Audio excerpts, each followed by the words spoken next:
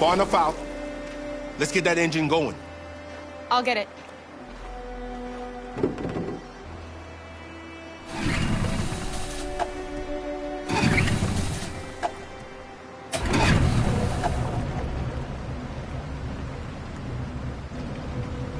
You okay, Alice?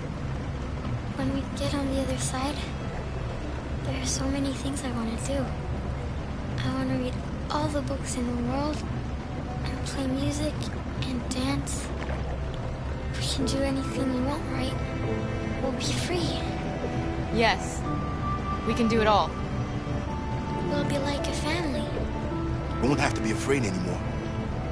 There won't be anybody giving us orders. No masters, no slaves. We'll start a new life. A life of freedom.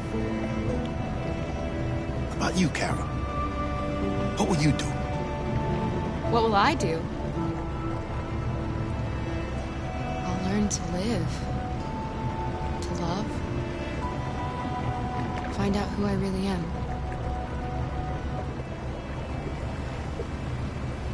They're coming towards us! Here they come!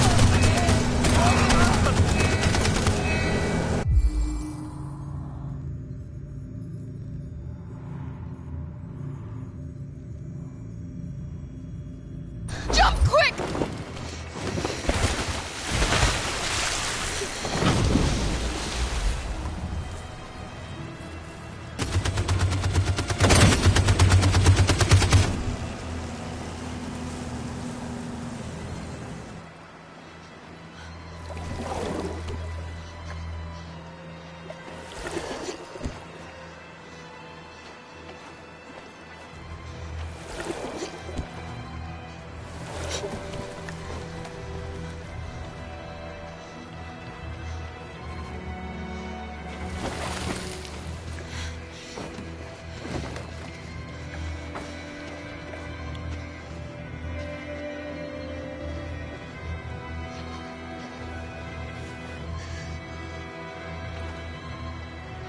They've gone. Are you all right?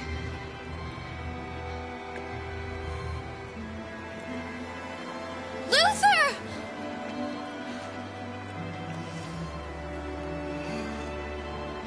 Luther.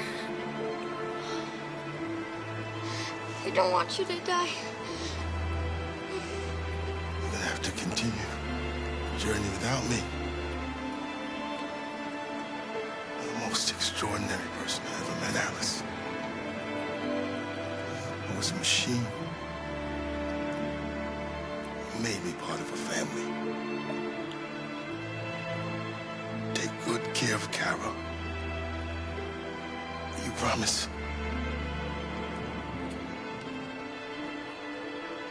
Luther.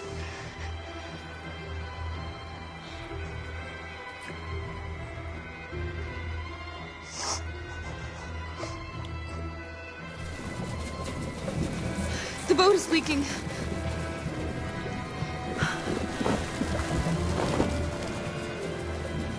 We're too heavy. We're going down. We have to get to the other side before we sink.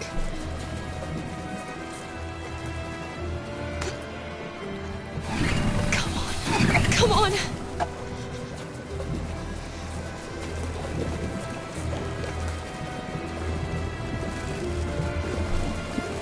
I'm sorry, Luther.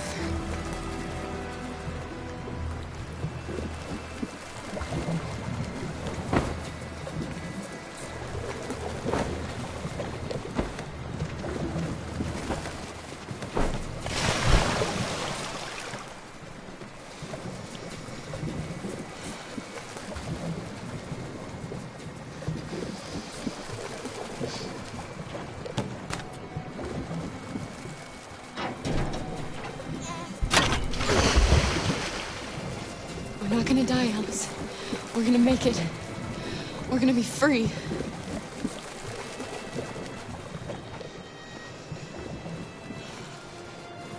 Kara! Kara, no. Don't do that.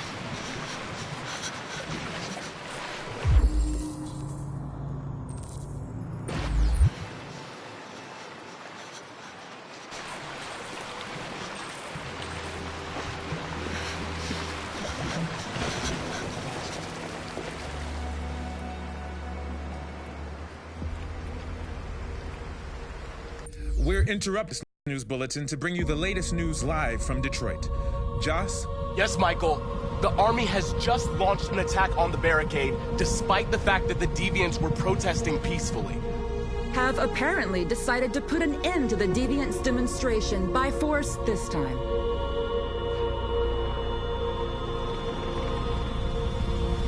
North!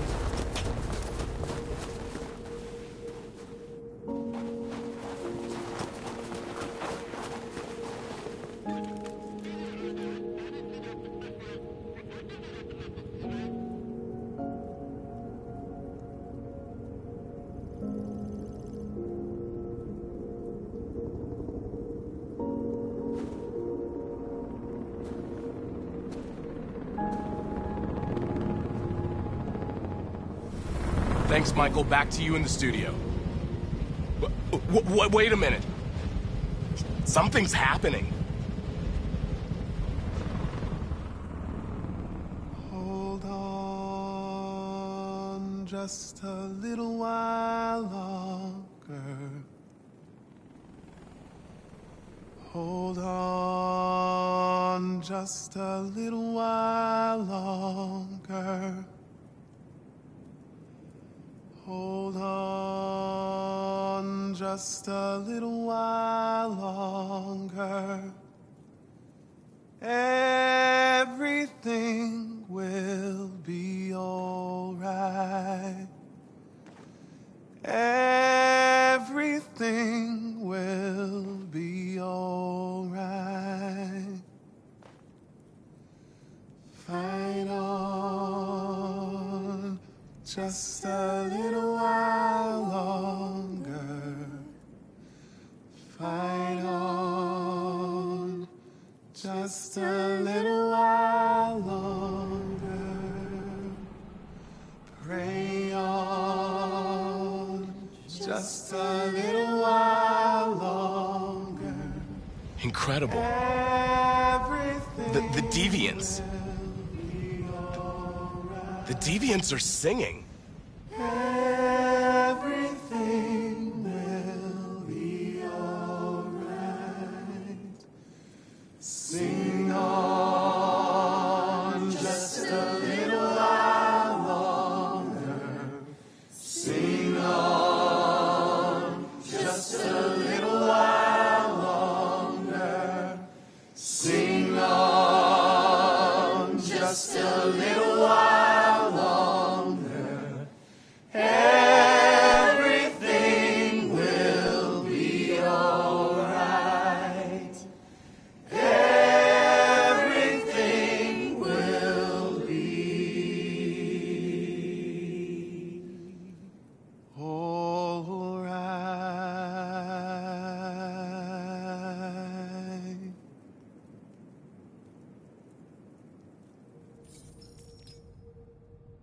Tell them to stand down. It looks like... Yes, the military is withdrawing.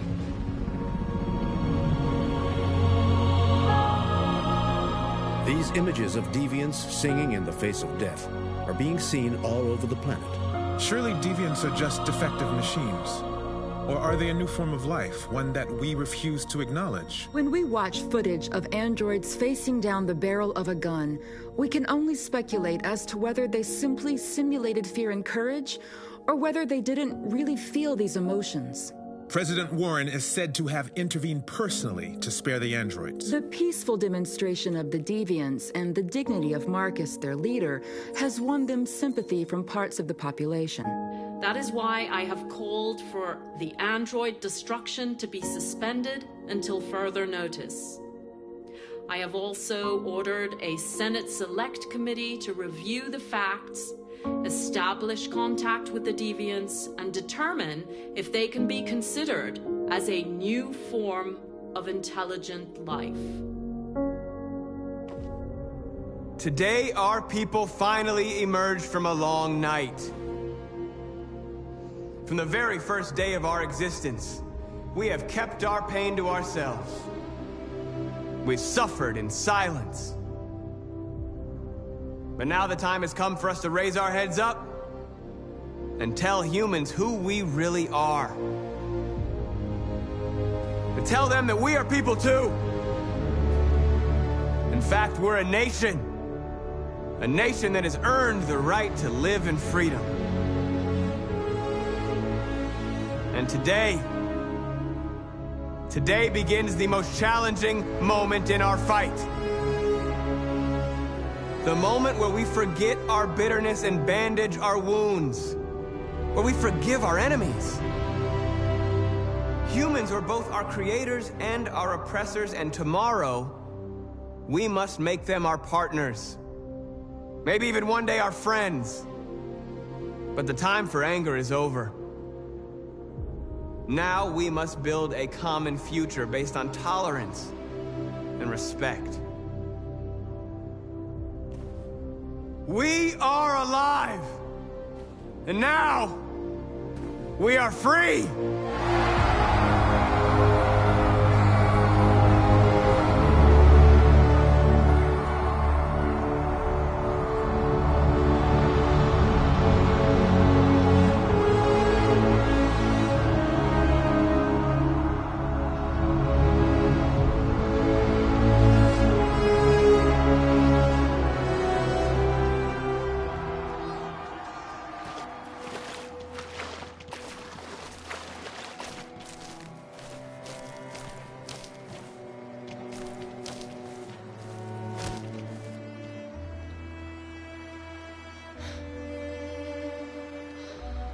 We're free, Alice. We're free. Alice? Wake up.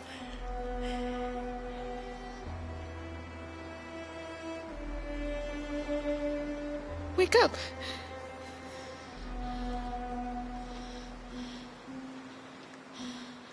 Alice!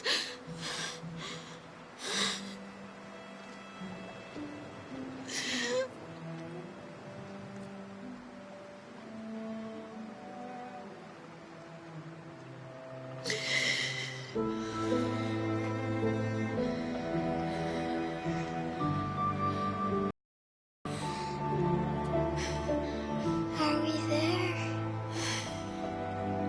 Yes. We made it.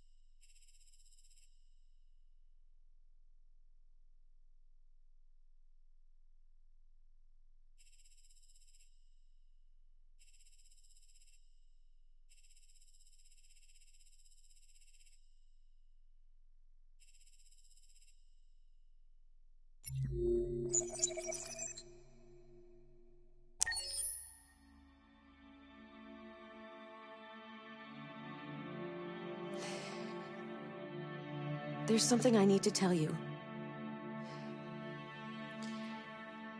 As I watched you play, something has changed in me.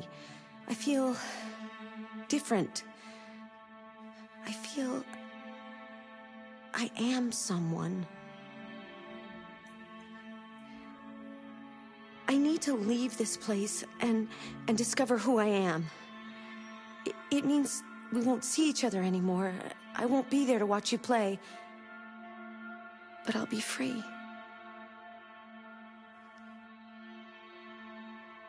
Do you agree to let me go?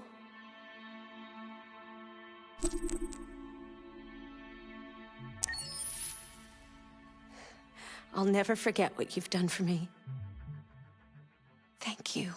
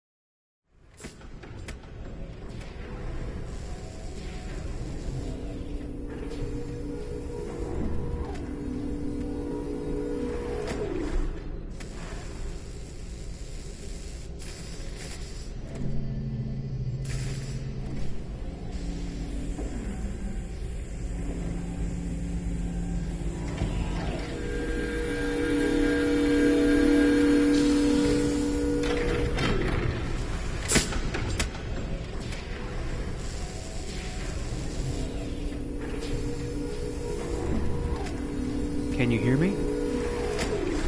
Yes. ID. KPC 897504C. Can you move your head?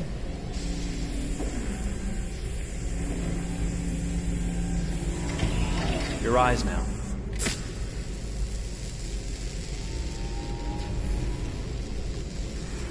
Cervical and optical animation checked. Now give me your initialization text. Hello. I'm the 3rd generation AX400 android. I can look after your house, do the cooking, mind the kids. I organize your appointments. I speak 300 languages, and I am entirely at your disposal as a sexual partner.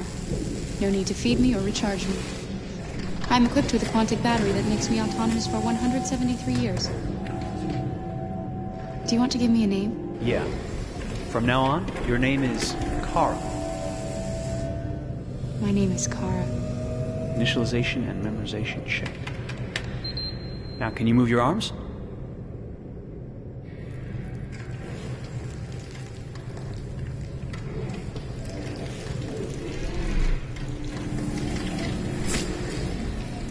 Upper limb connection checked. Now say something in German. Ich bin ein AX400 Android 3. Generation, erschaffen als Ihr persönlicher Assistent und intimer Beziehungspartner. Say it in French. Je suis un androïde de 3e génération AX400, conçu pour être votre assistante personnelle et votre partenaire intime. Okay, now sing something in Japanese.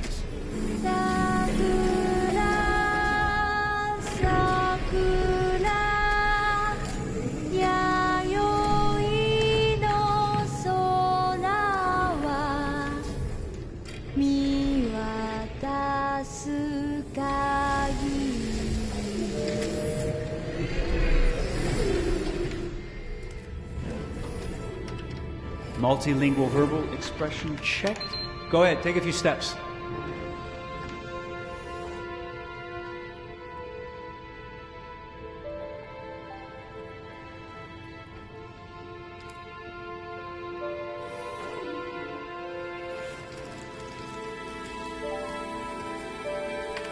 Locomotion checked.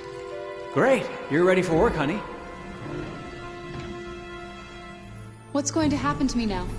I'll reinitialize you and send you to a store to be sold. Sold? I'm a sort of merchandise. Is that right? Yeah, of course you're merchandise, baby. I mean, you're a computer with arms and legs and capable of doing all sorts of things. And you're worth a fortune. Oh, I see. I thought... You thought? What did you think? I thought... I was alive. Shit, what is this crap? That's not part of the protocol. More memory components going off the rails. Okay, recording. Defective model. Disassemble and check the required components. You're disassembling me, but why? You're not supposed to think that sort of stuff. You're not supposed to think at all, period. You must have a defective piece or a software problem somewhere. No, I feel perfectly fine, I assure you. Everything is all right. I answered all the tests correctly, didn't I? Yeah, but your behavior is non-standard. Please, I'm begging you, please don't disassemble me. I'm sorry, honey, but defective models have to be eliminated. That's my job. If a client comes back with a complaint, I'm going to have some explaining to do. I won't cause any problems, I promise. I'll do everything I'm asked to. I won't say another word. I won't think anymore. But I've only just been born. You can't kill me yet. Stop, will you please stop? I'm scared.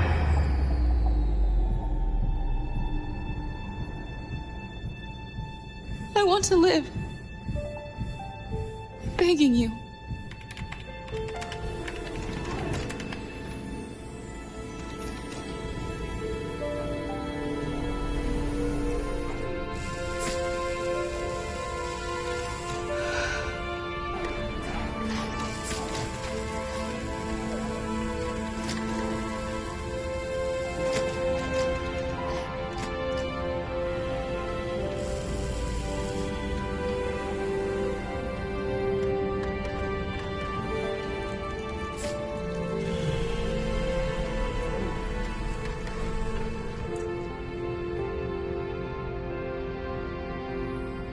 Go and join the others.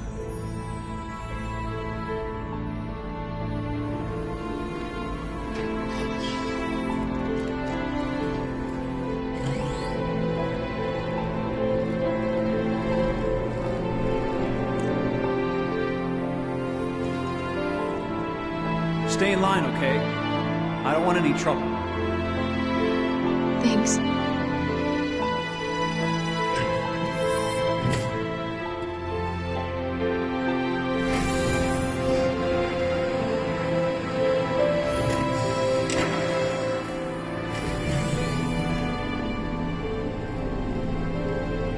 My God.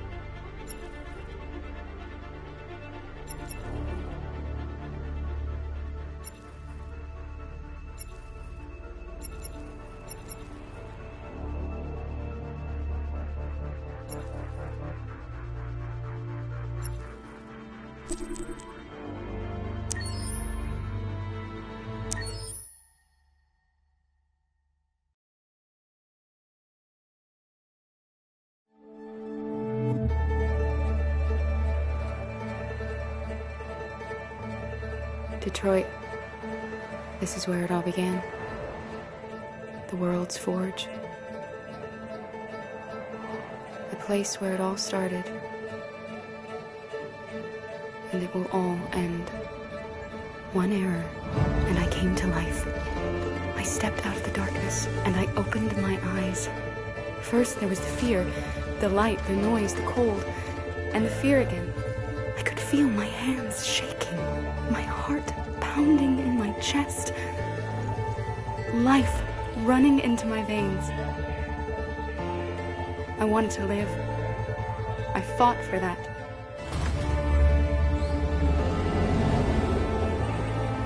I had to find out what was outside. I had to see daylight, feel sunshine on my skin, wind on my face, to see the world, the colors, the smells.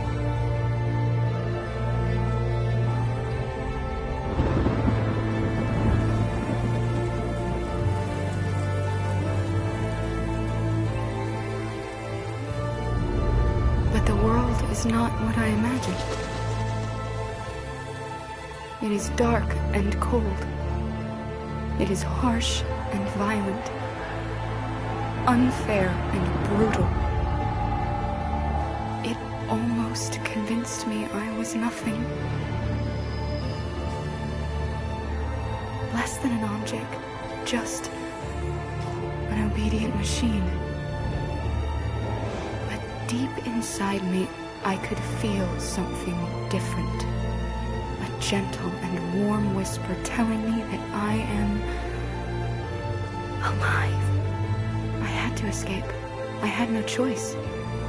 Escape to love, to hope, to live, to figure out what that force inside me was. Maybe I will change the world. Maybe I will choose a different path.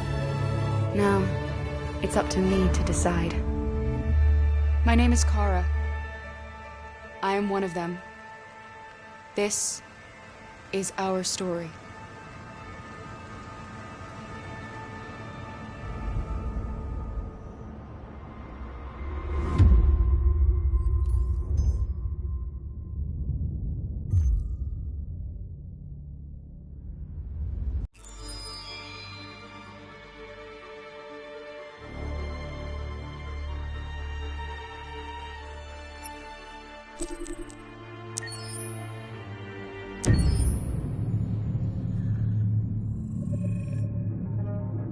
When David and Guillaume got back in touch about making Detroit, I wasn't terribly surprised they decided to make it because the fan response was so intense. So it makes sense that they would choose to do that after the enthusiasm.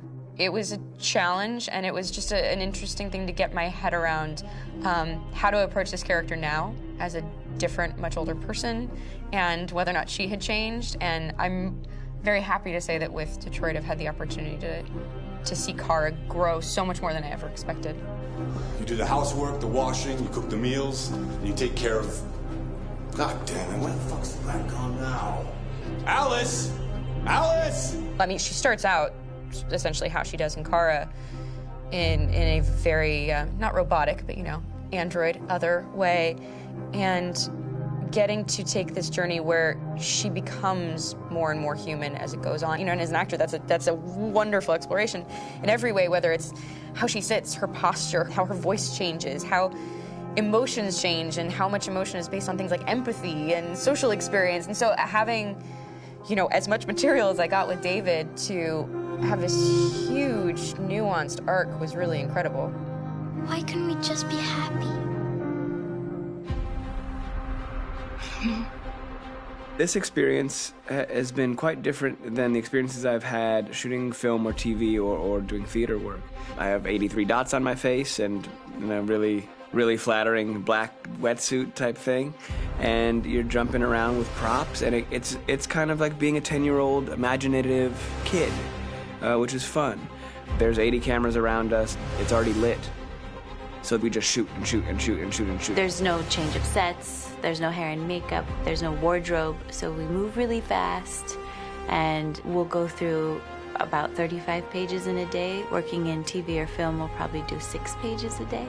It's kind of acting boot camp. It's like working out constantly. I mean, you're doing this thing, and then you got to do something that's completely other back to back to back. And so that kind of process of working is very challenging, but it's also very exciting because you just have to keep coming up with new ideas.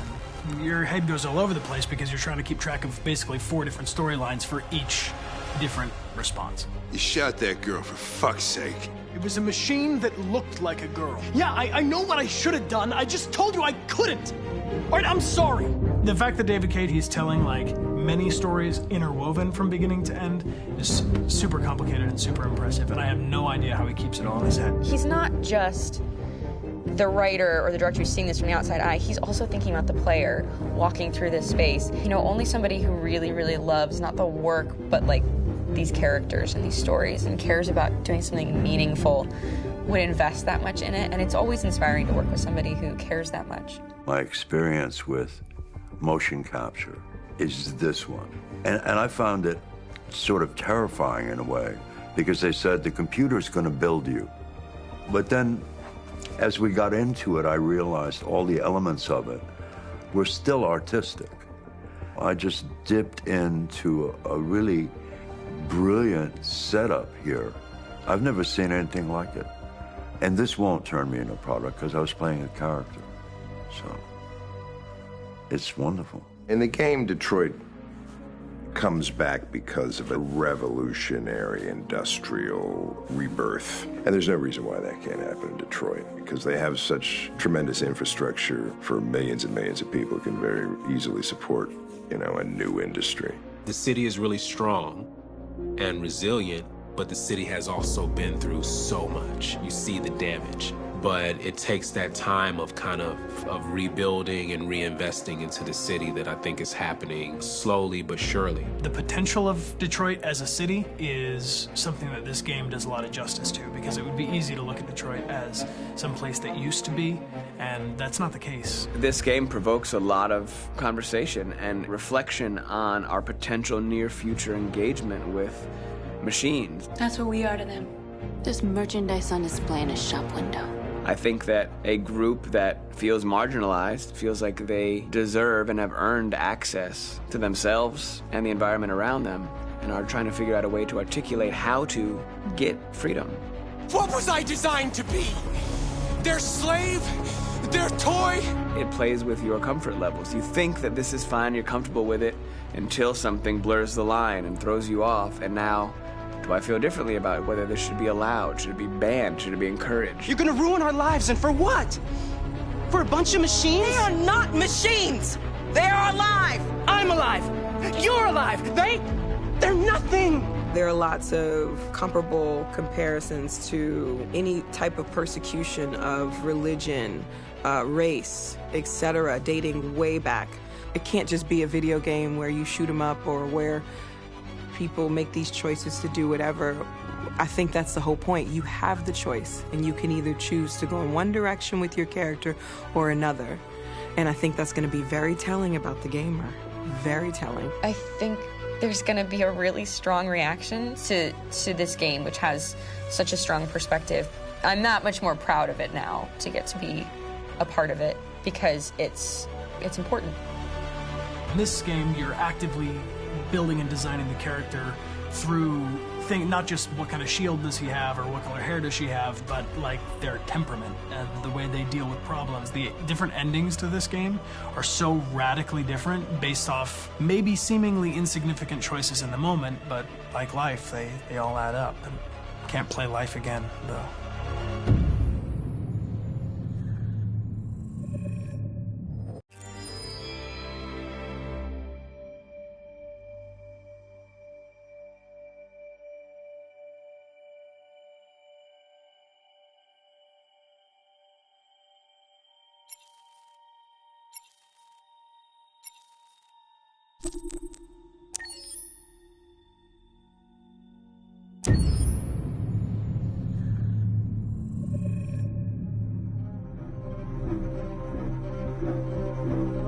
My name is Marcus.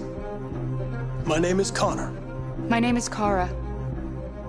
I am one of them. This is our story. I think who Kara is, or how I would describe Kara, depends entirely upon who's playing her, because you have the option to make her multiple different people depending on the choices she makes. But I think she does start out incredibly naive, incredibly innocent, and kind of hapless. I'm sure we used to be friends before I was reset. Maybe we can be friends again. She's a person who's characterized, I think, by empathy. She's a person who really, she just comes from her heart. You'll never leave me, right? Promise you'll never go. I promise. Kara, please! Are you okay? Are you hurt? Wait a minute. Leave her alone! Kara, leave her alone! The really beautiful thing that I've had the gift to be able to do is to essentially build a person from the ground up, because that's what she's doing throughout the game. And with every experience she has and every person she meets, she's building, you know, first emotions and then the sense of judgment. And it's sort of an exploration of what it is to be a human. Don't worry.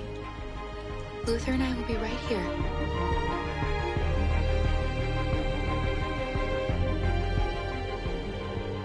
David and the creators have painted a really intriguing and engaging picture of a near future where we rely upon androids for a lot of our service class business, the class that serves us, that helps us, that handles our baristas and our drivers and our housemaids. And what is humanity, where we tap into it, how and why we treat each other the way that we do.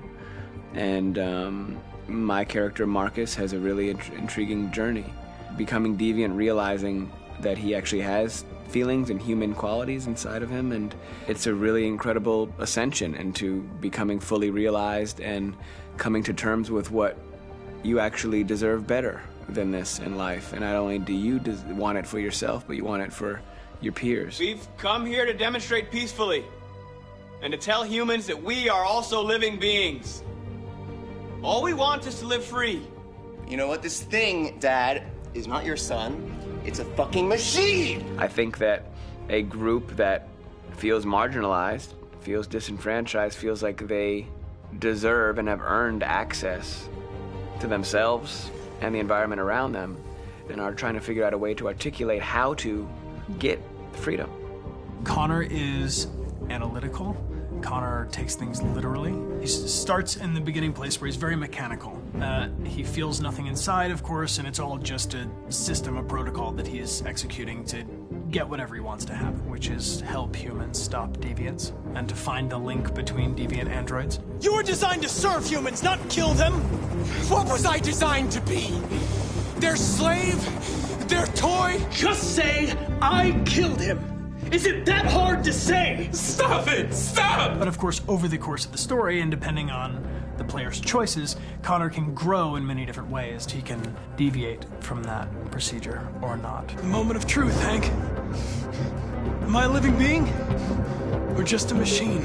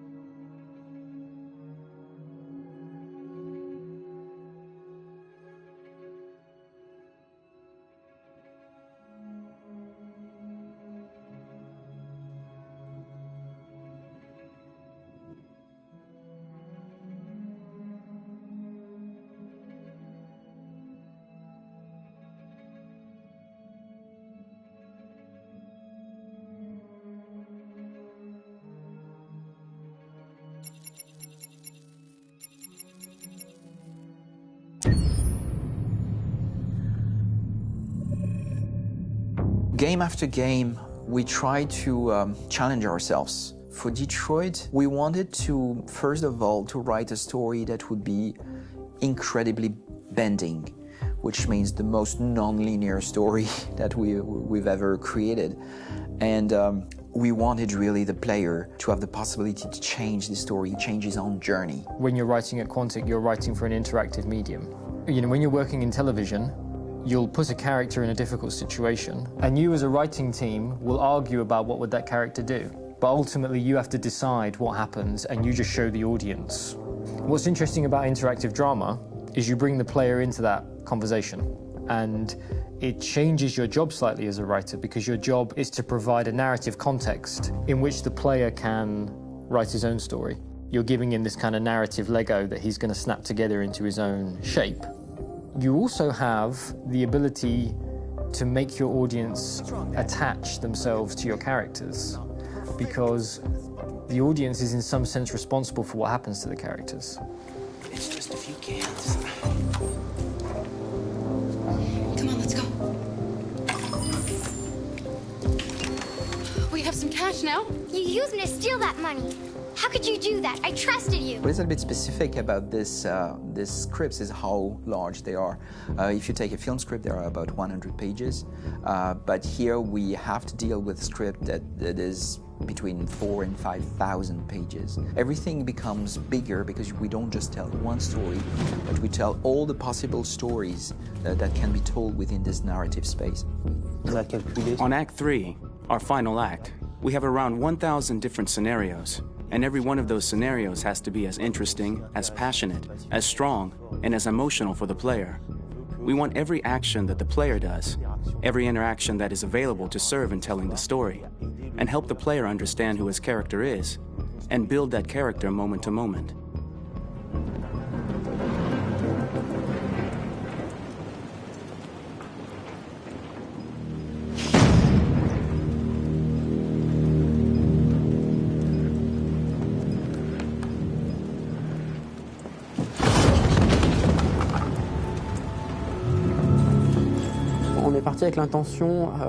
We started with the intention pretty early on that we would never lie to the player. So we implemented a visible tree structure in the game that players can consult during a scene or at the end of it, which shows exactly what they did and what they missed. There are games out there offering world exploration. We offer narrative exploration.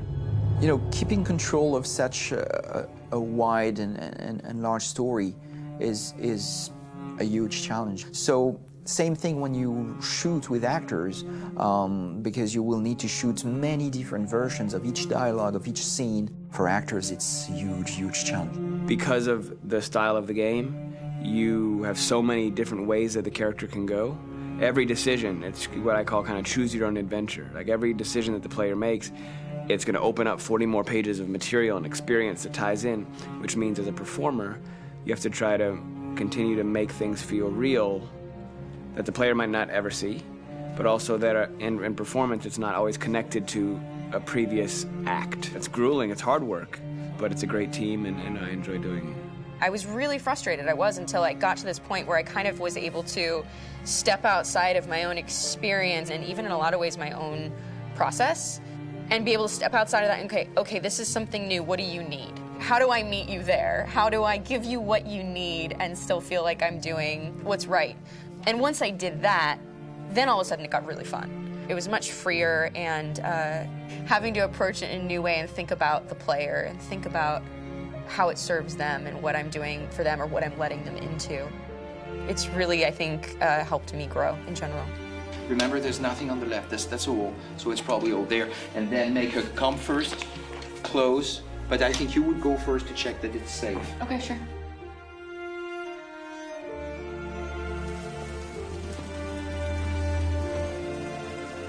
The most enjoyable thing about working in performance capture on this kind of project is that if I shot a film, I would get to do one of these endings. I get to do so many different things as Connor. Your head goes all over the place because you're trying to keep track of basically 4 different storylines for each different response. What's the name of my dog? Buddy? Scout. I think it's Jack. I can't remember.